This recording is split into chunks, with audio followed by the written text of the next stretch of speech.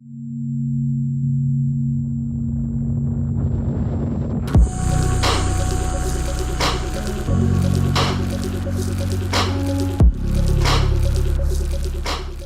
is interesting because it's involved in every part of our life. Most people start their day with it. It's the midpoint. You break for lunch, and then it's dinner that you go home and you have it with your family, hopefully, or you eat it in a car really fast. And there's all these different factors. You need it to exist, regardless how many meal replacement bars or shakes or smoothies you're going to eat.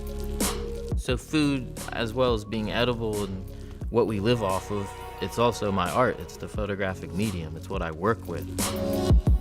So what draws me to making art involving food is something so simple can be so complex. There's so many layers to it. But we always have this intimate experience with it. But we don't know anything about it.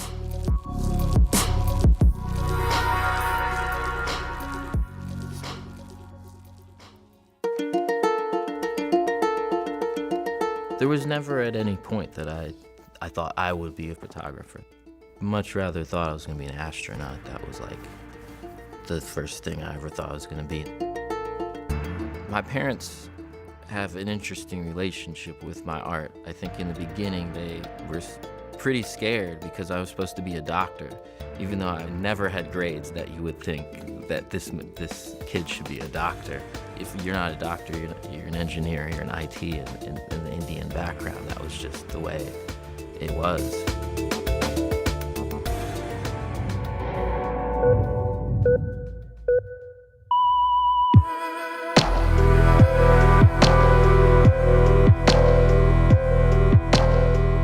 My way to art was pretty indirect because when I was 20, I was diagnosed with leukemia and I went through chemotherapy. But the side effects of the chemotherapy, I developed a bone disease which caused these joint issues that followed me throughout my 20s. Between the ages of 20 and 29, I've had 16 surgeries, 3 hip replacements. My 20s were spent doing things that a 1-year-old does, like learning how to walk.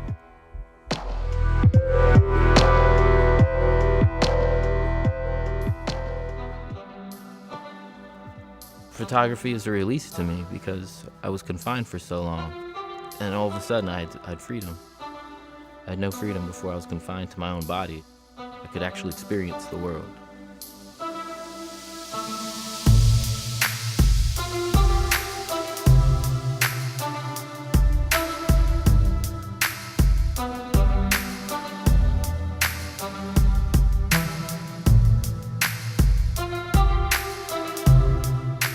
When I was in grad school, there was a color darkroom and I was fascinated by it because no one used it, and it was in the basement. You could have the printer in like 5 enlargers to yourself if you wanted, so you could set several projects up. I was drawn to the darkroom because it engaged your hands, and I thought with digital photography, we had kind of gotten away from that. I started taking food, slicing it thinly, and putting it in an enlarger, and manipulating it with light and color, and projecting on a piece of paper, and I thought that was quite fascinating that you could take something we had an extremely familiar relationship with and manipulate it in a minor way, but then it totally, completely removes you from any context you were otherwise familiar with.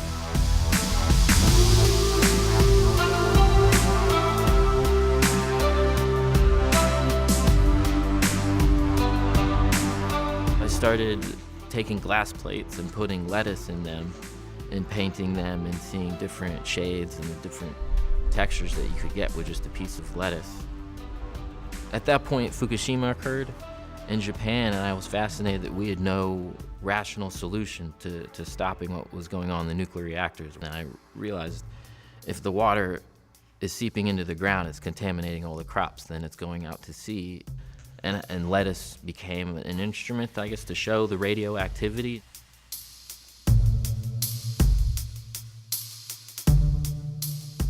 In art school, it was like, it just fell on deaf ears or blind eyes. It was not the greatest thing they'd ever seen. No one cared for it. Being told you're not the greatest thing on earth is a great thing, because you're gonna have to figure out why you're doing it. My reasons for making art don't have anything to do with anyone else. It's mainly always been because I was interested in something, and so this process fascinated me, so I kept on following through with it.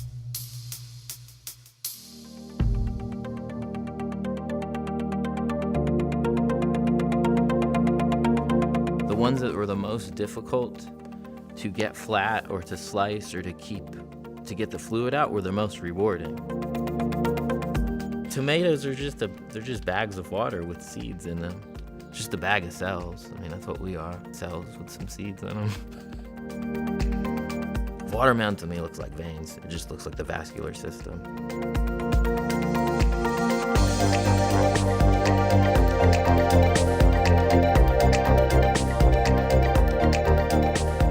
I couldn't slice a banana and then flatten it because it would just become mush.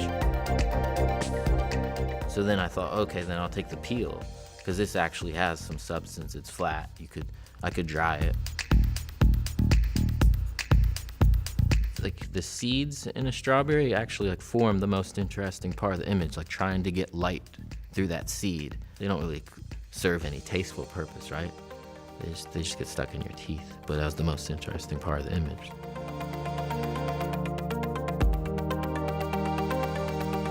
Same with like an orange rind or the corn stalk or the core of an onion. My relationship with fast food really changed after photographing it. One, because I had to just have my hands in it for an extended period of time. When we eat fast food, you inhale it. It's gone like 30 seconds later and you're ready to go back around in the drive-thru. But the actual act of it is pretty disgusting. Like, the cheeseburger is just an amorphous blob. There was no definition. Beef came from a cow, supposedly, so it should have like striations. It should have something that tells you what it was before. So after doing that, no, I don't eat cheeseburgers.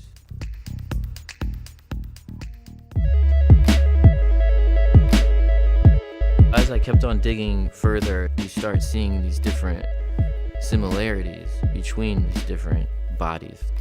How can space look the same as an MRI or a cheeseburger? There's all these similarities, and you start seeing common threads in the universe, or you start understanding, through how little you know, then you want to learn more.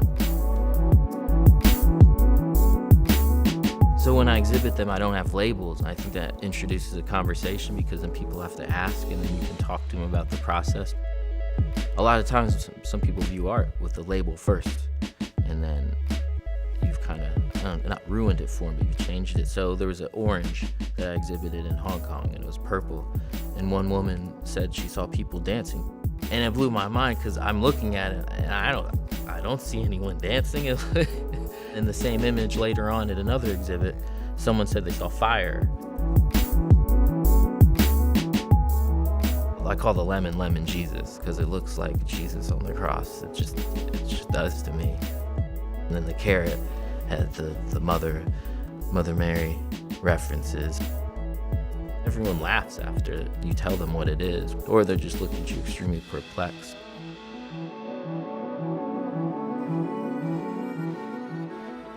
We usually just take food on the surface and we eat it. We don't usually question anything. We're starting to question, is the culture, where does it come from? Is it organic or is it not? How is it manufactured? So when I started looking at this imagery, or just looking at art and the creative process differently, then I started realizing how little I actually knew. I still don't know what makes the apple core look this particular way. Why is it this texture? There's science behind it, how it forms, and it makes me more curious. I always had random questions that no one really had answers for when I was a kid, so that probably makes sense why I ended up here, is that art provides some sort of answers, or it gives you enough comfort that you don't have the answers.